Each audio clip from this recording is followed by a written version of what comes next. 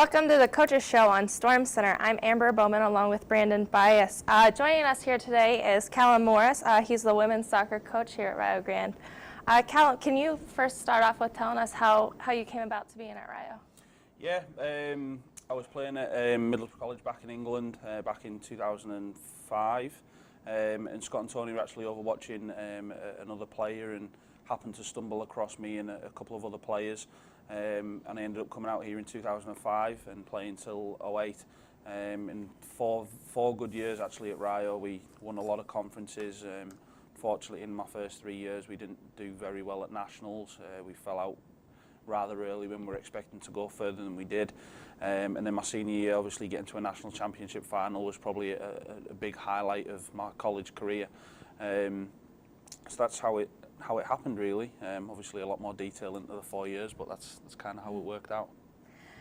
First off, we want to say congratulations, Coach of the Year, with just being your fourth season coaching with the women's soccer program.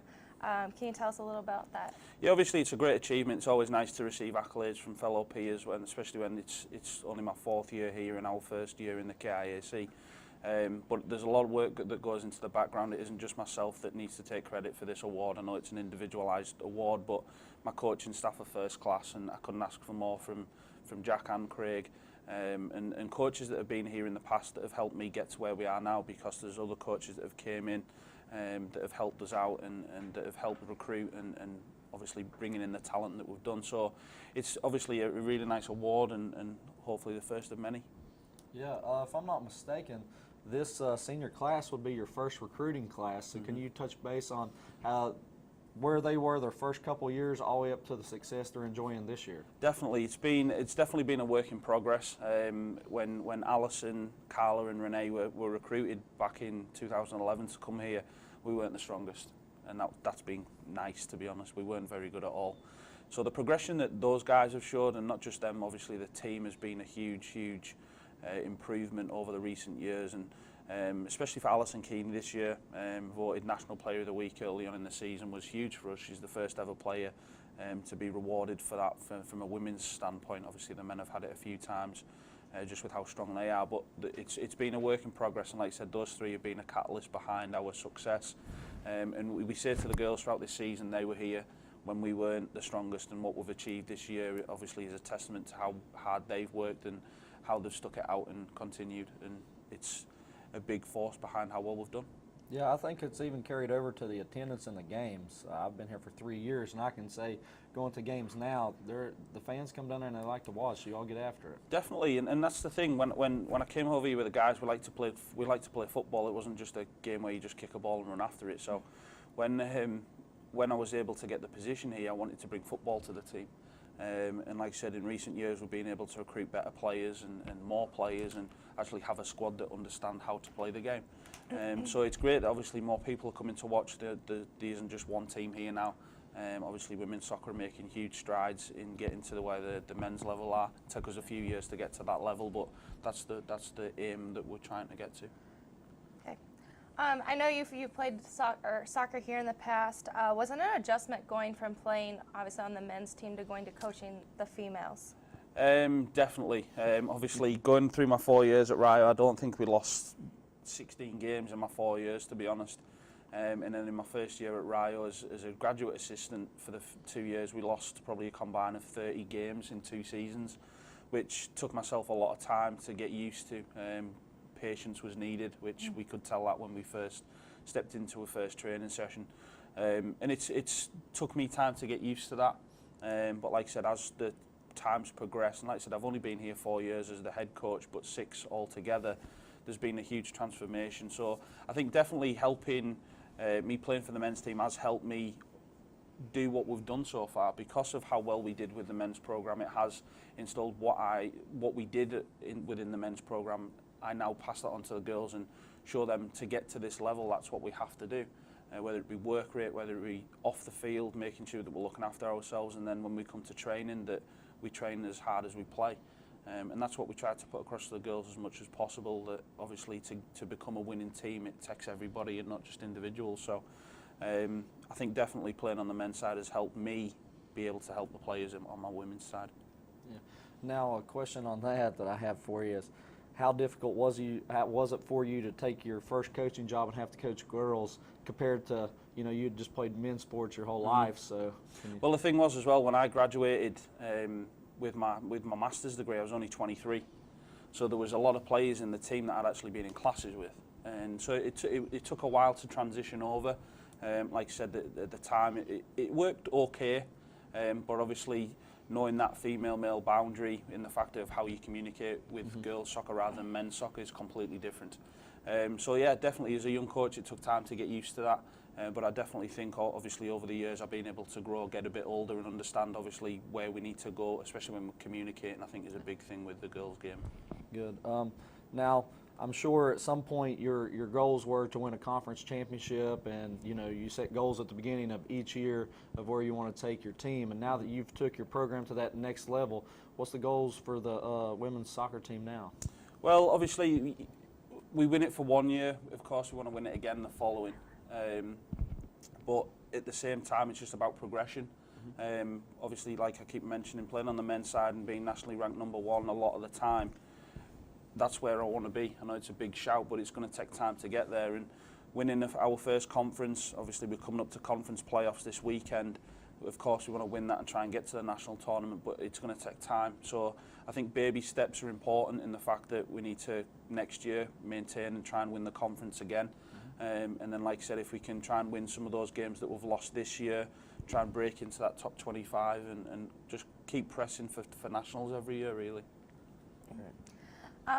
Please explain the experience that you've had leading your team to the first winning season last year, and I know you've tied it again this year with your wins. How's that? It's obviously great to break records. I know the program's only young, but records are there to be broken, and I think with the current squad of players that we've got, I think we've got enough ability. We should have been past the 10-5 this year with a few games that we slipped up in. But to win a conference 6-0 is really good for us. We were expecting to be fighting for a league title at the start of the season, just because we're moving from the Mid-South, which was a very strong conference. But they were expecting us to go out there and win it. And when there's expectation on your shoulders, when you haven't had success before, it can kind of hinder you. But I think our girls at times, and we really seen it at Pittsburgh this year when we played Carlow and Point Park, we were able to go there and fight and showed a team that had won the league 2 years previous and a team that had won it 3 years ago that we were there and we wanted the title more than they did. And like I said, we'll come away 6-0 and we're getting ready for a Final Four tournament that we've never been in before either. So it's promising times for us. Like I said, I just hope we can keep our feet on the ground and do what we need to do. It's great. You're coming up on tournament time, so you know, go big or go home. Exactly. You know, what is your soccer team in a situation where you have to win to go to nationals? Yeah, it is. And the thing is, every game we go into, we want to win. And obviously, like you just mentioned, it's tournament time, so it's either you win, you're through, you lose, you go home. So the biggest thing for us is complacency. Obviously, we play Carlow and we've beat them already this season. We have to make sure that we're not complacent and we actually do our jobs. We need to make sure that we turn up and we're ready for the game. And this week in training has been very good, and we expect the same performance that we've had throughout the season against conference opposition. So it's going to be a big weekend for us. Like I said, we win 2 games, we're at a national tournament. So I don't know what else a college athlete, when it comes to getting yourself prepared for a game, needs much more drive than getting to a national championship. No doubt. That's great. So exciting. But how exciting is it to have Player of the Year Casey Curl on the team? Well, yeah, it's another personal achievement that's obviously gained from a group goal. You know what I mean? We win a conference, and Casey's been a good catalyst, or one of the better catalysts. But behind it, obviously, she scored goals, she's created goals for us. But it's fantastic to always get a player in your teams that are able to win things in your conference, because it's not myself that votes for them, it's fellow conference coaches that see the ability that Casey's got, and obviously trying to develop her as in such a short time that we've had, and to receive a Player of the Year award is always good. So hopefully it'll give her added confidence going into this final games, and hopefully show the teams that, yeah, this is why I am. Conference Player of the Year. And not only was she Conference Player of the Year, I mean, she was Offensive Player of the Week twice throughout the throughout the season. So I mean, those are some great accomplishments. Yeah, definitely. And like I said, she's performed regularly for us. We've had a few players in the team that have consistently performed and have been able to push others through when the touch wasn't there. The hard work was there, but it doesn't always come off for you. So it's good that we've got consistency in the team. And like I said, it's always an honour. But there's another 10 people behind Casey that are helping us score those goals or create those assists that have managed to get her there. So, like I said, even though they're individual awards, I think it's very much that the team are rewarded for that, and the team are rewarded for it because we won 6 games in the regular season. But that means nothing now. That's out the window, and we go to try and win a conference tournament. Well, that kind of ties in the next question I'm going to ask you is, you know, going undefeated in league play and beating your opponent who you're going to play has, you know, the motivation to keep winning. I mean, how are you getting them to not overlook this? I mean, I'm sure you're stating, hey, that means nothing that we beat them during the season.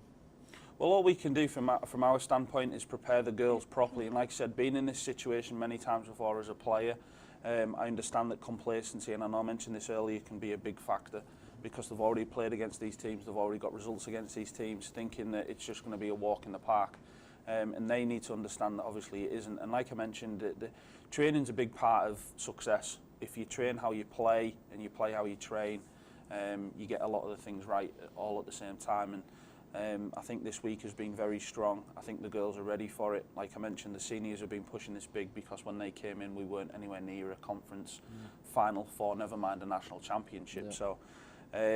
But at the same time, we have to prepare and we have to get ready for it's another game, and we go out to win every game we play in. So that's the mindset that we're putting across to the team, and hopefully they'll turn up and do what they need to do. Good. Now we'll get a little bit off gear talking about postseason play to maybe looking forward to next year and stuff. You have 3 seniors, so where do you see yourself growing? Well, with us only having 3 seniors, like last year, we only lost 1 player. So for the past 2 years, we've had really the same bunch of players, and we've been able to recruit 5 or 6 extra players on top of that have brought in added quality. We've already signed 3 recruits that are obviously going to come in and replace the 3 that are graduating, and hopefully we can get a few more in as well. But like I said, the seniors graduating, they were here at the start, so I'm hoping that the fellow players that are behind them obviously see where we've got to and progress really. And it's important that next, obviously I don't want to jump ahead of the gun at the minute, but it's important that we not necessarily start looking to next season, but from my standpoint and my staff's standpoint, start looking into players and making sure that we can compete at the level again, and like I said, move forward and try and break that top 25 and go from there. Great. Moving off of tournament play, going into talking about the KIAC, how do you feel about the KIAC growing and adding teams? Well, it was a big jump moving from the Mid-South to the KIAC, just because the Mid-South, the conference was very strong. Obviously, Lindsay Wilson, national champions, and Cumberland, Tennessee, that were fighting for that as well. So it was a very difficult conference, and I enjoyed playing in that conference because we could play against better teams every week, and it could show us the progression that we've made. And I thought we made huge strides last year. Finishing halfway in the conference was a big thing for us because the year before I think we finished 8th out of 9 teams. So it was a good year for us last year, and obviously progressing to the KIAC, it was different. You know what I mean? The Mid-South is a completely different conference. So moving to the KIAC, we've done what we need to do, and hopefully that the KIAC can recruit a few more teams in there, and from what we've heard so far, there will be some more teams added to it, which can only add more challenging opponents, which hopefully will make the conference stronger and be recognised at a national level. Yep, very good. The KIAC is a growing conference, and in every sport, I know that women's soccer would be one that additional teams is only going to make it strengthen. Can you tell us some memorable moments from the season this year? Just maybe road trips or... Well, obviously we've played all of the top ranked teams in our conference away from home this year.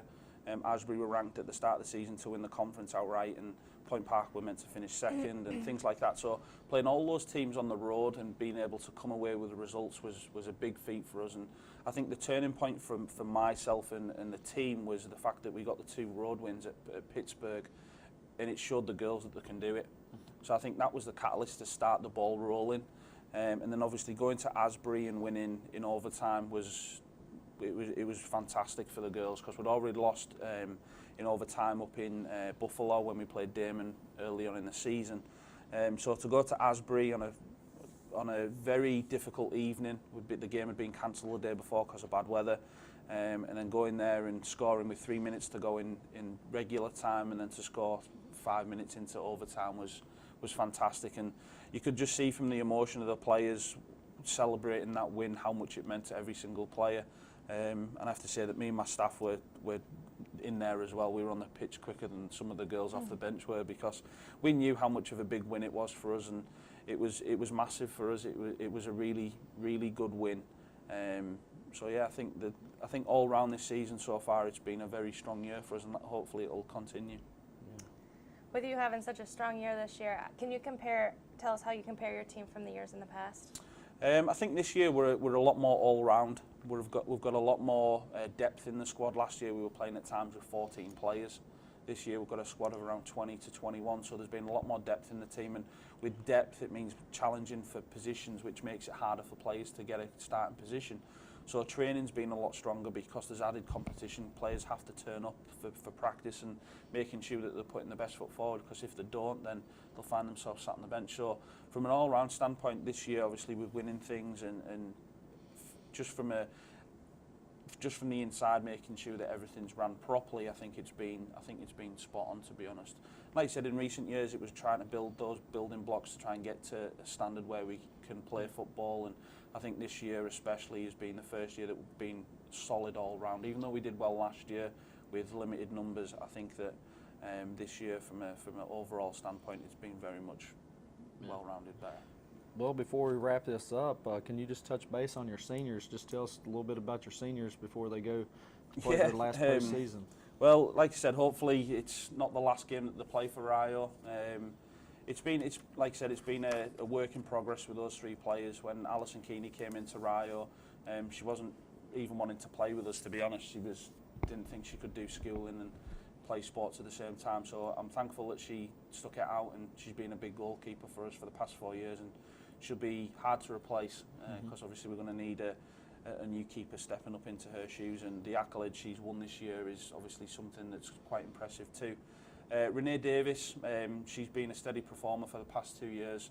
Took her a while to get used to how we play and the quickness of how we want to play, but like I said, past 2 years she's been a very, very consistent performer. And Carla Garn, to be honest, she's the life and soul of our team. Her personality is fantastic. I think every team needs a Carla Garn in it, to be honest. Just the way that she carries herself on and off the field, she's a 3.9 GPA. She's just a top player to have around, and she knows from a technical standpoint she isn't the strongest, but she works so hard at getting better, and she understands the game well. So she's able to communicate to freshmen and sophomores what we're asking for when they don't understand, because it's new for them as well. So for all three of them, they'll all be a loss in their own certain ways. So it's going to be a big task for us to recruit players to replace them, which hopefully we've done in the three that we've brought in already. And like I said, if we can bring in a couple more, it'll be an added bonus for us. Yeah. We'd like to wish you luck on your game Friday, November the 14th versus Carlo, and we hope that you win 2 championships. Yeah. We want to see the season championship and the tournament championship, and hopefully a national championship. I'd like to thank everybody for joining us on Storm Center. I'm Brandon Bice alongside Amber Bowman. We'll be here next Thursday. Will you? Goodbye, Rio Grande. We're just going to be living a dream.